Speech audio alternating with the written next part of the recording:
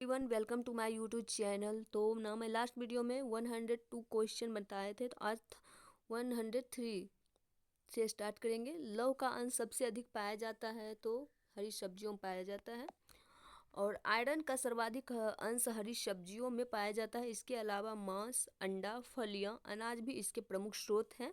यह हीमोग्लोबिन तथा cytochrome enzyme का घटक है तथा शरीर में इसकी कमी हो जाने से एनीमिया नामक रोग हो जाती है। बासमती चावल के दाने पकाने पर लंबे हो जाते हैं क्योंकि उसमें बाहुल्य क्या है, तो वो हो जाते हैं एमाइलेज।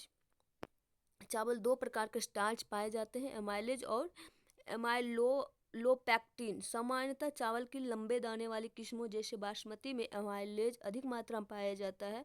मध्यम तथा छोटे दाने वाले चावल की किस्मों में एमाइलोपेक्टिन अधिक मात्रा में पाई जाती है। निम्नलिखित में किसकी उपस्थिति के कारण दूध में मिठास आ जाती है? तो लैक्टोज। क्या हो जाएगा? लैक्टोज। नेक्स्ट है, लैक्टोज दूध में पाई जाने वाली एक प्राकृतिक शर्करा है। यह एक डाइसैकराइड शुगर है। यह लैक्टोज तथा ग्लूकोज से व्युत्पन्न होता है और इसकी हल्की मिठास का कारण है। दूध में विद्यमान सैकराइड है, क्या है? लैक्टोज है। दूध किस बैक्टीरिया के कारण खराब होता है? तो वो हो जाएगा लैक्टोबैसिलस के कारण दूध खराब हो जाता है। दूध लैक्टोबैसिलस बैक्टीरिया के कारण खराब या खट्टा होता है। यह एक अति महत्वपूर्ण जीवाणु होता है जो कि पाचक नाल में पाया जाता है। ये मिल्क शुगर को लैक्टिक अम्ल में बदल देते हैं जिसके कारण दूध खट्टा हो जाता है। दूध से दही, छाछ तथा पनीर का निर्माण कार्य लैक्टोबैसिलस जीवाणु के द्वारा किया जाता है। इसके अलावा ये जीवाणु शरीर में कोलेस्ट्रॉल को सामान्य बनाए रखने में सहायक होते हैं। ध्यातव्य है कि ये जीवाणु प्रोकैरियोटिक कोशिका वाले सूक्ष्म किस्म के जीव हैं जिनमें अविकसित केंद्रक पाया जाता है। दूध का दही में परिवर्तन किसके द्वारा होता है? तो वो बैक्टीरिया के द्वारा होता है। नेक्स्ट है, दूध में कैसीन नामक प्रोटीन उपस्थित होता है। इसी प्रोटीन के कारण दूध सफेद रंग का होता है।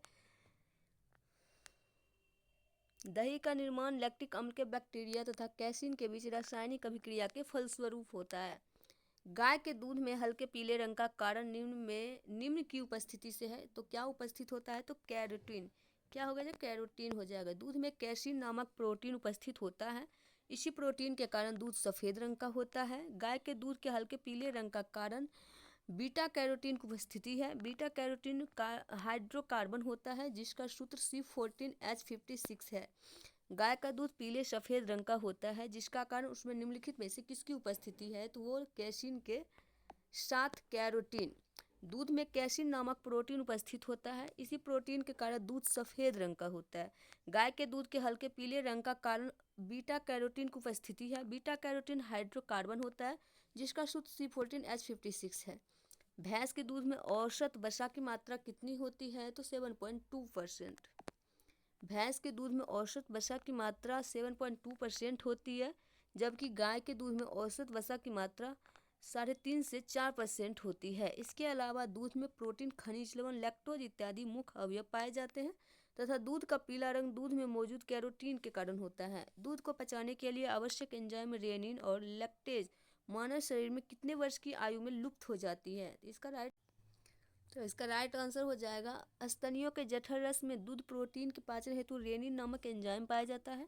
मानव के जठर रस में इसकी उपस्थिति संदिग्ध है। संभवतः शिशुओं में जठर रस में यह होता है किंतु वयस्कों के जठर रस में नहीं होता। वयस्कों में दुग्ध प्रोटीन्स के पाचन का श्रेय पेप्सिन नामक एंजाइम को ही दिया जाता है। सामान्यतः रेनिन और लैक्टेज एंजाइम मानव शरीर में 2 से 3 वर्ष की आयु में क्षीण होना शुरू हो जाते हैं और 6 से 15 वर्ष की आयु के मध्य पूर्णतः लुप्त हो जाते हैं। दूध प्रोटीन को बचाने वाला एंजाइम है तो रेनिन। क्या हो जाएगा? रेनिन। दूध प्रोटीन को पचाने वाला एंजाइम रेनिन होता है जो दूध की घुलनशील प्रोटीन कैसीन को अर्ध ठोस एवं कम घुलनशील कैल्शियम पैराकैसिनेट में परिवर्तित कर दूध को दही के रूप में जमा देता है। शिशुओं में जठर रस में यह पाचक एंजाइम होता है किंतु वयस्कों के जठर रस में यह नहीं होता। कैसीन दूध होता है, कैसा होता है? तो प्रोटीन। कैसीन दूध में प्रोटीन होता है। कैसीन एक फॉस्फोप्रोटीन्स है जो कि दूध में पाया जाता है। फॉस्फोप्रोटीन्स फॉस्फेट समूह में संयुक्त प्रोटीन होते हैं। दूध का धवल रंग कैसीन की उपस्थिति के कारण ही होता है। दूध में एल्ब्यूमिन नामक एक अन्य प्रोटीन भी पाया जाता है। ध्यातव्य है, दूध पूर्ण आहार है जिसमें प्रोटीन की मात्रा 3.3% पाया जाती है। दूध का धवल रंग निम्नलिखित में किसकी उपस्थिति के कारण है? तो ये हो जाएगा कैसीन। निम्न में कौन सा प्रोटीन दूध में पाई जाती है? तो कैसीन। शरीर में उत्तकों का निर्माण होता है तो प्रोटीन से। शरीर में उत्तकों का निर्माण प्रोटीन से होता है। प्रोटीन वृद्धि तथा मरम्मत के लिए आवश्यक होती है। प्रोटीन एमिनो अम्ल की यौगिक होती है। एमिनो अम्ल इनकी संयोजक इकाइयाँ और एकलक होते हैं। प्रकृति में लगभग 500 प्रकार के एमिनो अम्ल पाए जाते हैं। इनमें से केवल 20 प्रकार के एमिनो अम्ल प्रोटीन के एकलक होते हैं, जो कि मुख्यतः अनिवार्य तथा नॉन एसेंशियल यानी कि अनिवार्य 2 प्रकार के होते हैं। मानव शरीर की धीमी वृद्धि निम्न में से किस कमी के कारण होती है? तो इसका राइट आंसर प्रोटीन हो जाएगा।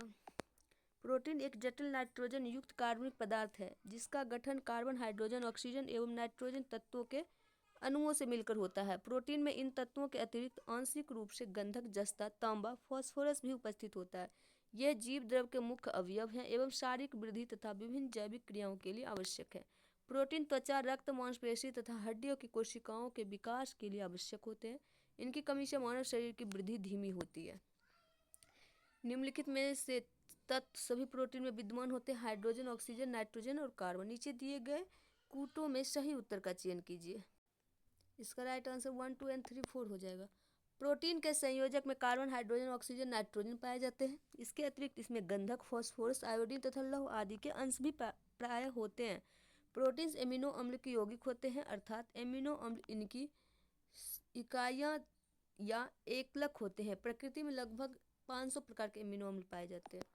सूची 1 को सूची 2 से सुमेलित कीजिए और सूचियों के नीचे दिए गए कूट का प्रयोग करके सही उत्तर का चयन कीजिए। विटामिन B12, हीमोग्लोबिन, क्लोरोफिल और पीतल। इसका राइट आंसर हो जाएगा ऑप्शन ए। और एक्सप्लेनेशन देखते हैं। विटामिन B12 कोबाल्ट, हीमोग्लोबिन लोहा, क्लोरोफिल मैग्नीशियम, पीतल तांबा। सूची 1 को सूची 2 से सुमेलित कीजिए और सूचियों के नीचे दिए गए कूट से सही उत्तर का चयन कीजिए।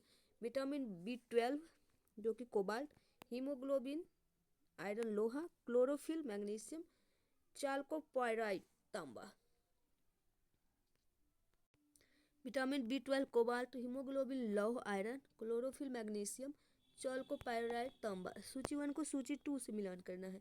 विटामिन B1 को थायमिन कहते हैं, B2, B6, B12। तो एक्सप्लेनेशन इसका देख लेते हैं। विटामिन B1 को थायमिन, B2 को राइबोफ्लेविन, विटामिन B12 को साइनोकोबालिन तथा B6 को पायरिडॉक्सिन नाम से जाना जाता है। नेक्स्ट है, निम्नलिखित में कौन सा एक युग्म सही सुमेलित है?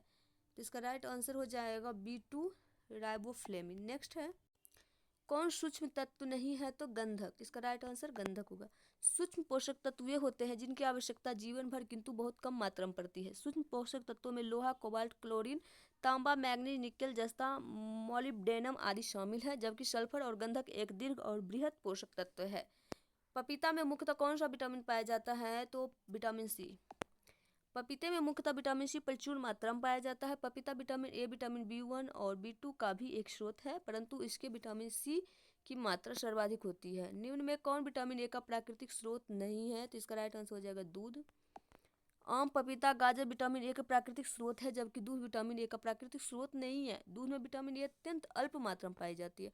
निम्न में कौन प्रोटीन को विकृत नहीं करता है? तो वो है अवरक्त किरणें। तरुण तथा वृद्ध व्यक्तियों में प्रोटीन की आवश्यकताएं वृद्धों में उच्चतर और तरुणों में न्यूनतर होती है। प्रोटीन त्वचा, मांसपेशी तथा हड्डियों की कोशिकाओं के विकास के लिए आवश्यक होते हैं। इनकी कमी से मानव शरीर की वृद्धि धीमी हो जाती है। वृद्धों में तरुणों की अपेक्षा प्रोटीन की अधिक आवश्यकता होती है। समान क्रियाशील महिला के लिए प्रोटीन की उपयुक्त दैनिक मात्रा कितना है? तो 45 ग्राम। समान क्रियाशील महिला के लिए प्रोटीन की उपयुक्त दैनिक मात्रा 45 से 46 ग्राम, वसा की मात्रा 20 ग्राम और कैल्शियम और आयरन की मात्रा 400 मिलीग्राम और 30 मिलीग्राम होती है। गर्भवती महिला और बच्चे को दूध पिलाने वाली महिला को इससे अधिक मात्रा में दैनिक आहार की आवश्यकता होती है। दूध पिलाने वाली महिला को प्रतिदिन आहार में कितने ग्राम प्रोटीन की आवश्यकता होती है? तो वो हो जाएगा 70 ग्राम। दूध पिलाने वाली महिला को प्रतिदिन कुल आहार का 10 से 15% भाग प्रोटीन की आवश्यकता होती है। यह मात्रा प्रतिदिन 65 ग्राम से 70 ग्राम है। निम्न में कौन सा एक कथन सही नहीं है? तो दूध में कोई भी बी विटामिन नहीं होता। दूध में vitamin B1, B2, niacin, B6, B12 आदि पाए जाते हैं, अतः कथन ये सही नहीं है। माँ का दूध नवजात को लगभग संपूर्ण आहार प्रदान करता है, किंतु इसमें निम्नलिखित का अभाव होता है, तो वो हो जाएगा लौह का। माँ का दूध नवजात को लगभग संपूर्ण आहार प्रदान करता है, किंतु इसमें लौह पोषक तत्वों का अभाव होता है। दूध स्रवण के आरंभिक कुछ दिनों तक जो दूध निकलता है उसे प्रथम स्तन या खीस कहते हैं।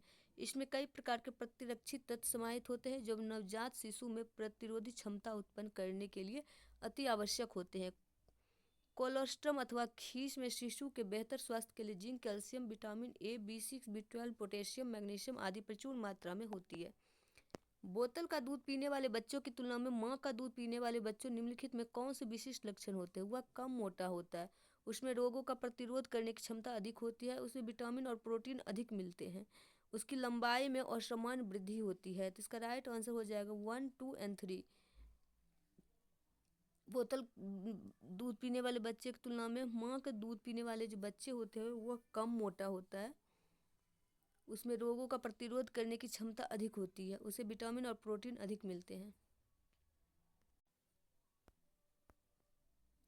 दूध में प्रोटीन और कार्बोहाइड्रेट के अतिरिक्त पोषणदायक अन्य तत्वों में सम्मिलित है कैल्शियम और पोटेशियम। दूध में लगभग 87% जल पाया जाता है। इसके अलावा इसमें वसा, प्रोटीन, कार्बोहाइड्रेट, कैल्शियम, पोटेशियम इत्यादि भी पाए जाते हैं। दूध को पूर्ण आहार कहा गया है जो कि सभी अवस्थाओं के लिए सर्वमान्य भोजन है। दूध किसका घटिया स्रोत है? तो इसका राइट विटामिन सी का घटिया स्रोत है। विटामिन सी का अच्छा स्रोत नहीं है, जबकि इसमें कैल्शियम, प्रोटीन, कार्बोहाइड्रेट प्रचुर मात्रा में पाए जाते हैं। स्टार्च है, ये क्या है? पॉलीसैकेराइड। स्टार्च C6H10O5 का मंड एक पॉलीसैकेराइड कार्बोहाइड्रेट है। इसका निर्माण ग्लूकोज मोनोसैकेराइड की इकाइयों की एक बड़ी संख्या के आपस में ग्लाइकोसिडिक बंधों द्वारा जुड़ने के कारण होता है। पादपों के बीजों और फलियों में स्टार्च एमाइलेज या एमाइलोपैक्टिन के रूप में उपस्थित होता है। स्टार्च और सेलुलोज के बारे में निम्नलिखित कथनों में कौन सा सही नहीं है? तो ये हो जाएगा आयोडीन के साथ दोनों रंग प्रदान करते हैं। स्टार्च तथा सेलुलोज दोनों का वनस्पतिक उद्भव है, दोनों गुण अणु या बहुलक अर्थात पॉलीमर्स हैं तथा दोनों ग्लूकोज अणु से निर्मित होते हैं। स्टार्च आयोडीन के साथ नीला काला रंग देता है, जबकि सेलुलोज इस घोल में रंग नहीं प्रदान करता है। मंड पौधे में संचित भोजन का सबसे अधिक महत्वपूर्ण कण है, जबकि सेलुलोज पौधों की कोशिका भित्ति में पाया जाता है। निम्नलिखित में से किससे कुपोषण होता है? तो इसका राइट आंसर हो जाएगा अतिपोषण, अल्पपोषण और संतुलित पोषण से। कुपोषण की स्थिति असंतुलित पोषण अर्थात अल्प पोषण या अति पोषण के कारण उत्पन्न होता है।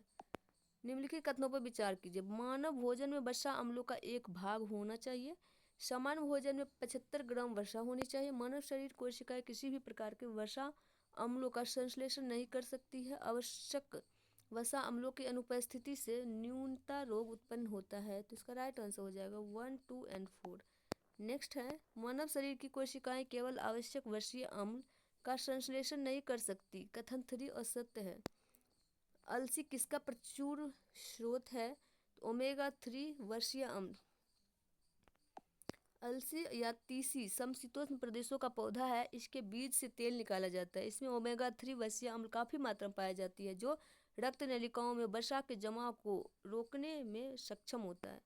निम्नलिखित में कौन सा अल्फा लिनोलेनिक अम्ल का सर्वोत्तम स्रोत है? तो ये हो जाएगा अलसी।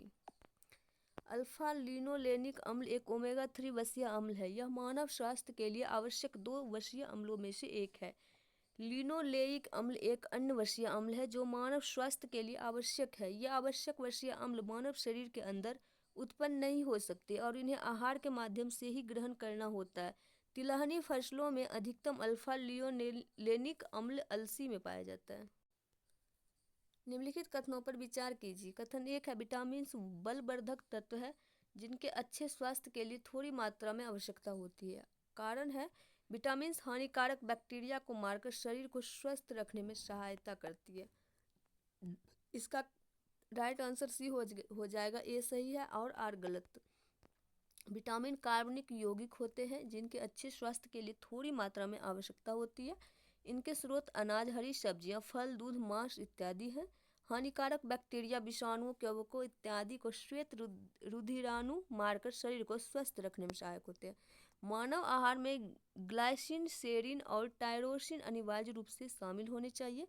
अनिवार्य एमिनो अम्ल मानव शरीर में संश्लेषित नहीं किए जा सकते। इसका राइट आंसर हो जाएगा डी।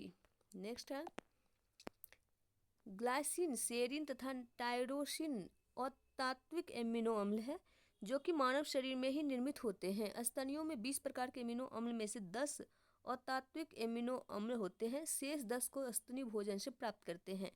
इन्हें तात्विक एमिनो अम्ल कहते हैं। अनिवार्य एमिनो अम्ल मानव शरीर में संश्लेषित नहीं किए जा सकते। निम्नलिखित भोज्य पदार्थों में से किसमें सभी अनिवार्य एमिनो अम्ल उपस्थित होते हैं? तो इसका राइट आंसर तो ऑप्शन में नहीं दिया हुआ है। सोयाबीन और पशुओं से व्युत्पन्न खाद्य पदार्थ जैसे दूध, अंडा, मछली, मांस में पाया जाने वाला प्रोटीन सभी अनिवार्य एमिनो अम्ल से युक्त होता है तथा इसे संपूर्ण प्रोटीन कहते हैं। सोयाबीन ऐसा एकमात्र गैर पशु व्युत्पन्न प्रोटीन का स्रोत है जिसमें सभी अनिवार्य एमिनो अम्ल पाए जाते हैं। नेक्स्ट है, निम्नलिखित खाद्य पदार्थों में कौन सा सभी आवश्यक एमिनो अम्ल का सर्वोत्तम स्रोत है? तो वो है अंडा। अंडा सभी आवश्यक एमिनो अम्ल का सर्वोत्तम स्रोत है। अंडा प्रोटीन का उत्कृष्ट होता है जिसमें सभी आवश्यक एमिनो अम्ल सही अनुपात में मौजूद होते हैं। हमारे शरीर में त्वचा तल के नीचे विद्यमान वसा निम्नलिखित के विरुद्ध अवरोधक का काम करती है, तो वो हो जाएगा शरीर की ऊष्मा का क्षय। हमारे शरीर में त्वचा तल के नीचे मौजूद वसा शरीर की ऊष्मा के क्षय के विरुद्ध अवरोधक का कार्य करती है, अर्थात यह शरीर ताप को बाहर निकालने से रोकती है और शरीर को वातावरणीय ताप के प्रभाव से बचाती है। यह वसा स्तर शरीर को आकृति तथा प्लावकता प्रदान करने तथा गद्दी की भांति अंतरांगों की बाहरी दबाव को आघातों से सुरक्षा करने की भी कार्य करती है। भोजन के वर्ग में प्रति यूनिट कैलोरी की मात्रा सर्वाधिक होती है, तो विटामिन में ऑप्शन बी, वसा में। भोजन के वर्ग में वसा में प्रति यूनिट कैलोरी की मात्रा सर्वाधिक होती है क्योंकि इनमें ऑक्सीजन कम होने के कारण इनका ऑक्सीकरण अधिक होता है। 1 ग्राम कार्बोहाइड्रेट्स या प्रोटीन के उपापचयी जारन से 4.0 किलो कैलोरी, जबकि 1 ग्राम वसा के जारन से 9.3 किलो कैलोरी ऊर्जा की प्राप्ति होती है। वसा के स्रोत जंतु तथा वनस्पति दोनों हैं। नेक्स्ट है, निम्नलिखित में किसके चयापचयी प्रक्रम से अधिकतम ऊर्जा मिलती है? तो वो हो जाएगा वसा। वसा के चयापचयी प्रक्रम से अधिकतम ऊर्जा मिलती है। 1 ग्राम वसा के पूर्ण ऑक्सीकरण से 9.3 किलो कैलोरी ऊर्जा मुक्त होती है। समानतः एक वयस्क व्यक्ति को 20 से 30% ऊर्जा वसा से प्राप्त होनी चाहिए। 1 ग्राम ग्लूकोज या प्रोटीन के पूर्ण ऑक्सीकरण से लगभग 4 किलो कैलोरी ऊर्जा प्राप्त होती है। निम्नलिखित में कौन सा आहार समूह मनुष्य के शरीर को अधिकतम ऊर्जा प्रदान करता है? तो वो हो जाएगा कार्बोहाइड्रेट, वसा और प्रोटीन। अधिकांश प्राणियों के जीवित पदार्थ का लगभग 80% पदार्थ है प्रोटीन। प्राणी के जीवित पदार्थ में सर्वाधिक मात्रा में जल पाया जाता है किंतु कार्बनिक पदार्थों में सर्वाधिक मात्रा में प्रोटीन पाया जाता है। प्रोटीन सभी जीवित कोशिकाओं में मौजूद होता है। चिकित्सक परामर्श देते हैं कि हमें अपना भोजन वनस्पति घी की अपेक्षा तेल में बनाना चाहिए। क्यों? तेल में असंतृप्त वसाएं हैं। डॉक्टर वनस्पति घी के बजाय शोधित पादप तेल के उपयोग से भोजन पकाने का परामर्श देते हैं क्योंकि इनमें असंतृप्त वसाएं पाई जाती है। ये संतृप्त वसाओं वाले वनस्पति घी से कम हानिकारक होते हैं। नीचे दिए गए हैं जिनमें एक कथन को ए और दूसरे को आर कहा गया है। एक कथन में है सूरजमुखी का तेल एक अच्छी गुणवत्ता का खाद्य तेल है। इसमें जो है अनसैचुरेटेड फैट यानी कि असंतृप्त वसा अम्लों की अधिक मात्रा पाई जाती है। तो इसका राइट आंसर जो हो जाएगा, दोनों सत्य है और सही व्याख्या भी करता है। एक आर जो है एक ही सही व्याख्या करता है। सूरजमुखी एस्टेरेसी कुल के अंतर्गत आता है। यह आवृत बीजी पौधा है जिसका उपयोग तेल बनाने में किया जाता है। इसका तेल एक अच्छी गुणवत्ता का खाद्य तेल है क्योंकि इसमें असंतृप्त वसा अम्लों की अधिकता होती है। ज्ञातव्य है कि संतृप्त वसा अम्ल मानव के लिए एक अच्छा पोषक तत्व है। कौन सा वनस्पति तेल हृदय रोगियों के लिए उपयुक्त है? तो वो सूरजमुखी का तेल हो जाएगा, ऑप्शन ए। सूरजमुखी का तेल हृदय रोगियों के लिए उपयुक्त होता है क्योंकि इसमें फैट की मात्रा बहुत कम होती है। सूरजमुखी एस्ट्रेसी कुल के अंतर्गत आता है। यह आवृत बीजी पौधा होता है जिसका उपयोग तेल बनाने में किया जाता है। तो आज के लिए इतना ही, मिलेंगे नेक्स्ट वीडियो में, तब तक के लिए बाय, टेक केयर। वीडियो पसंद आए तो वीडियो को लाइक शेयर कर दीजिएगा, चैनल को सब्सक्राइब कर दीजिएगा। Thanks for watching, bye bye, take care.